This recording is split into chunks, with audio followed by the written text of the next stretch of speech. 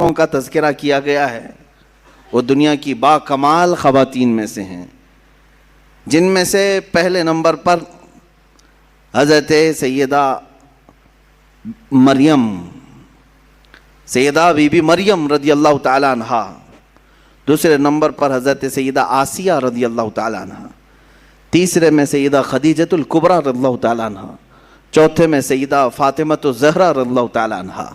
یہ 4 عورتوں کا تذکرہ کیا گیا ہے اور کہا گیا کہ دنیا کی یہ با کمال خواتین معزز عورتوں میں سے ہیں اللہ اور اس کے رسول کے نزدیک بھی۔ در حقیقت یہ 4 عورتوں کے نام نہیں، یہ 4 بڑے کردار بھی ہیں۔ ان عورتوں کے ساتھ ایک بڑا کردار ہے۔ اگر حضرت مریم کا تذکرہ آیا ہے حدیث میں کہ یہ با کمال ہیں، تو ساتھ میں ان کا کردار ہے وہ ایک عظیم ماں کی شکل میں آتی ہیں، وہ دنیا کی ایک عظیم ماں ہیں۔ اگر سیدہ خدیجۃ الکبریٰ کا نام آتا ہے ایک با کمال خواتین میں، تو وہ ایک بہت ہی شفیق اور مہربان بیوی کی شکل میں آتی ہیں، جنہوں نے ہر وقت رسول پاک صلی اللہ تعالیٰ علیہ وسلم کے ساتھ وفا کیا، اپنے شوہر کے لیے ساری قربانیاں دیں۔ حضرت فاطمۃ الزہرا کا نام جب آتا ہے تو وہ ایک عظیم باپ کی عظیم بیٹی ہونے کا کردار ادا کرتی ہیں، ان کے کرداروں پر بھی توجہ ہونی چاہیے۔ حضرت سیدہ آسیہ رضی اللہ تعالیٰ عنہ دنیا کی ایک عظیم خاتون کے کردار میں ہیں۔ ان عورتوں کے کردار کو جب ہماری بچیاں پڑھیں گی تو یہ مغربی پروپیگنڈے سے نہیں بہکاوے میں آئیں گی، گمراہ نہیں ہوں گی۔ میں آج تاریخ کے جھروکوں میں سے چند ضرور سیرتیں آپ کے سامنے عرض کروں گا، جس سے ہمارے آنے والی نسلوں کو اور خصوصیت کے ساتھ ہمارے گھر کی بچیوں کو ایک حوصلہ پیدا ہو کہ ہماری تاریخ روشن ہے خواتین اسلام سے بھی۔ جہاں ہم مردوں کے بڑے بڑے کارنامے ذکر کرتے ہیں، الحمدللہ اسلام میں خواتین کے بھی بڑے کارنامے ہیں، جنہوں نے اسلام میں بہت بڑا حصہ لیا ہے۔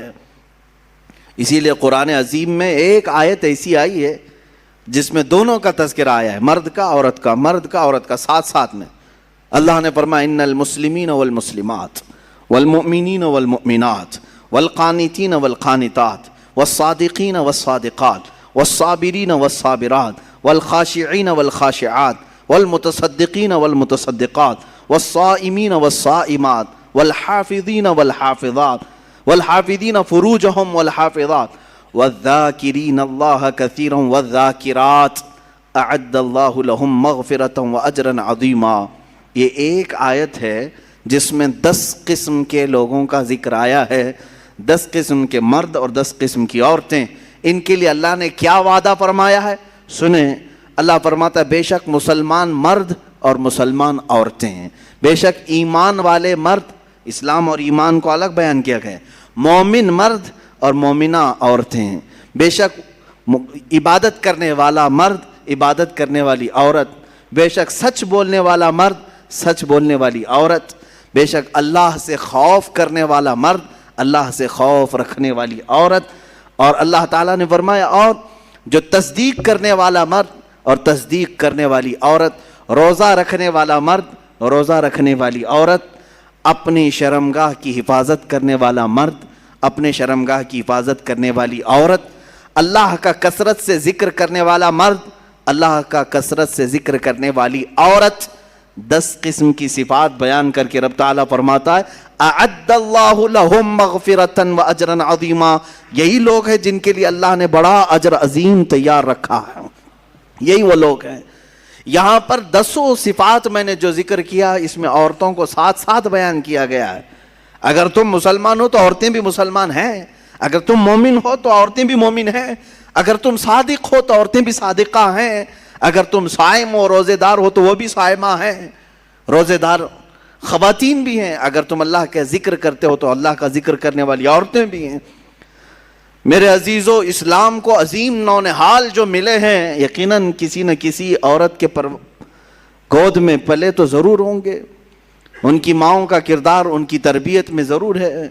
ہم نے تاریخ کے بڑے بڑے بطل جلیل اور اولیاء کاملین مجاہدین کی زندگیوں کو دیکھا ہے، جنہوں نے اپنے بچوں کی پرورش کیسے کی ہے، سیدنا غوث اعظم عبد القادر جیلانی رضی اللہ تعالیٰ عنہ، ماں کی تربیت ہمیں صاف نظر آتی ہے۔ سیدنا غریب نواز خواجہ معین الدین حسن چشتی رضی اللہ تعالیٰ عنہ، ماں کی تربیت وہاں پہ بھی نظر آتی ہے۔ بایزید بستامی، ان کی بھی ماں کی تربیت نظر آتی ہے۔ امام شافعی رحمۃ اللہ تعالیٰ علیہ، ماں کی تربیت وہاں بھی نظر آتی ہے۔ عزیزان گرامی، ان نونہالوں کو جو اسلام کے لیے عظیم تحفے کی شکل میں دیا، لاکھوں سلام ان ماؤں کی گودوں پر جنہوں نے ایسے سنہرے ہیرے ہمیں عطا کیے۔ جانتے ہیں آپ، امام شافعی رحمۃ اللہ تعالیٰ علیہ پڑھ کر کے جب آئے تھے تو پورا گاؤں استقبال کے لیے باہر گیا تھا۔ پڑھ کر کے جب آئے بڑے مشہور ہو گئے حدیث میں، علم میں، اور جب گاؤں آ رہے تھے تو پورے گاؤں والے ان کے استقبال کے لیے نذرانے دینے لگے، پیسے وغیرہ ساری چیزیں۔ ماں نہیں آئی جس ماں نے ان کو محنت سے پڑھایا تھا۔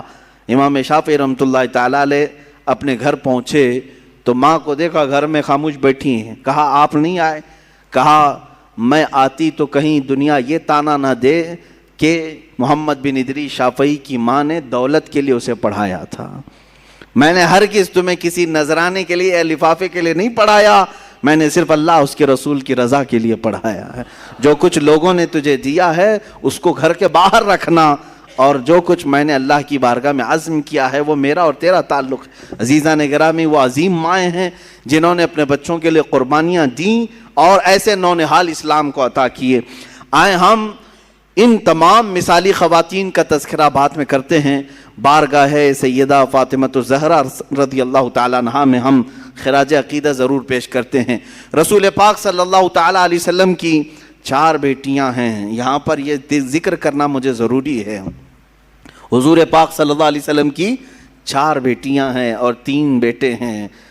یہ تمام مسلمانوں کو ازبر کرا دو کہ حضور کی اولاد کتنی ہے؟ 7 ہیں، 3 بیٹے اور 4 بیٹیاں۔ بیٹوں کی وفات بچپن میں ہی ہو گئی، کوئی 6 مہینے سے زیادہ نہیں رہے اس دنیا میں، اور بیٹیاں سب بڑی ہوئیں۔ سب سے بڑی صاحبزادی آپ کی سیدہ زینب رضی اللہ تعالیٰ عنہ، ان کے بعد حضرت رقیہ رضی اللہ تعالیٰ عنہ، ان کے بعد حضرت ام کلثوم رضی اللہ تعالیٰ عنہ، چوتھے نمبر پر سب سے آخری بیٹی حضور کی وہ سیدہ فاطمہ الزہرا رضی اللہ تعالیٰ عنہ۔ 4 بیٹیاں ہیں، اور 4 بیٹیوں کا تذکرہ ضروری ہے اہل سنت و جماعت کے موقف کے مطابق، اس لیے کہ اب بہت سارے لوگ حضور کی بیٹیوں کا بھی انکار کرنے لگ گئے ہیں۔ ہاں، باضابطہ ممبروں سے یہ اعلان کیا جا رہا ہے کہ حضور کی اور کوئی بیٹی ہی نہیں تھی، صرف حضرت فاطمہ تھی۔ کیوں؟ میں آپ کو بتاؤں، دوسری بیٹیوں کو اگر مان لیا نا انہوں نے کہ رقیہ بھی تھی، کلثوم بھی تھی، تو پھر حضرت عثمان غنی کو بھی ماننا پڑے گا، کیونکہ حضور صلی اللہ علیہ وسلم کے وہ بھی داماد ہیں، اور ان کو حضرت عثمان غنی ایک آنکھ نہیں بھاتے۔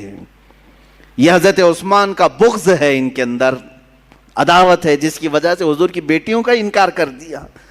حضور پاک صلی اللہ تعالیٰ علیہ وسلم کی بڑی صاحبزادی، میرے عزیزو، یہ تمام مکاتب فکر کی کتابوں میں بھی موجود ہے، حضور کی 4 بیٹیاں ہیں۔